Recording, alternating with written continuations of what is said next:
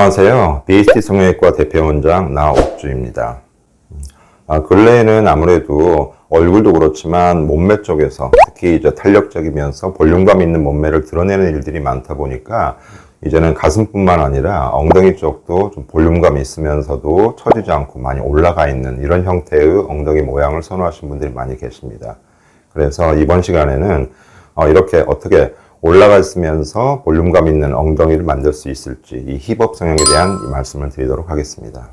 일반적으로 보통 이제 엉덩이 부분이 고민이어서 오시는 분들의 고민을 분류를 좀 해보면 대부분 말씀은 너무 볼륨이 없어서 납작하고 좀 많이 처졌다 이런 형태를 많이 말씀을 하십니다. 근데 여기서 좀 생각을 좀 해야 될 게 이 볼륨이 없다, 납작하다 이런 부분과 엉덩이가 처져 보인다 이 부분은 약간 좀 구분을 해야 될 필요가 있습니다.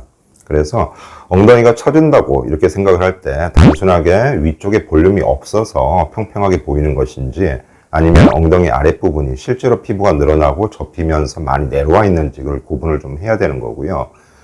그래서 이 두 가지 문제, 즉 엉덩이에 볼륨이 없다라는 문제와 그 다음에 엉덩이 아랫부분이 좀 많이 처져 있다. 이 두 가지 문제는 서로 접근하는 방법도 다르고 해결하는 방법도 다르기 때문에 이 둘을 약간 구분하실 필요가 있겠습니다.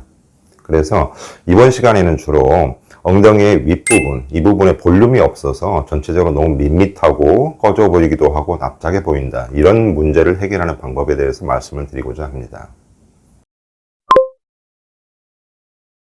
이렇게 볼륨이 부족한 문제를 해결하는 이런 방법에는 크게 세 가지 방법이 있다고 말할 수가 있겠습니다.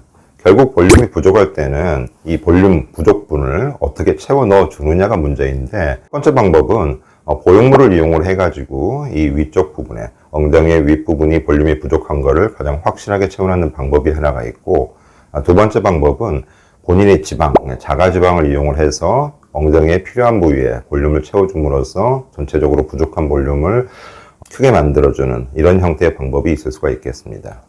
그리고 마지막으로는 이제 필러를 이용해서 하는 방법이 있는데 이건 나중에 다시 한번 말씀드리긴 하겠지만 목적에 따라서 그 다음에 어느 정도의 볼륨을 올리려고 하느냐에 따라서 좋은 방법일 수도 있고 그렇지 않은 방법일 수도 있기 때문에 거기에 대해서도 차후에 말씀을 드리도록 하겠습니다.